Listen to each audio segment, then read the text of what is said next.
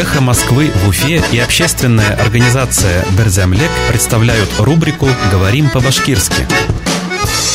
Разбой. Талау.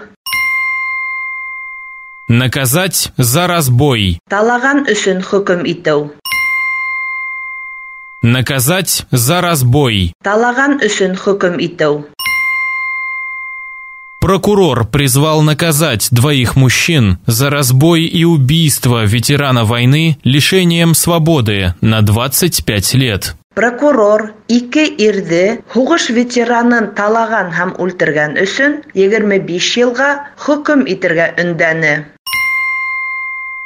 Прокурор призвал наказать 2 мужчин за разбой и убийство ветерана войны лишением свободы на 25 лет. Прокурор 2 ирде хугыш ветеранын талаган һәм үлтергән өсөн 25 елга хөкем итәргә өндәне. «Эхо Москвы» в Уфе и общественная организация «Берзямлек» представляют рубрику «Говорим по-башкирски».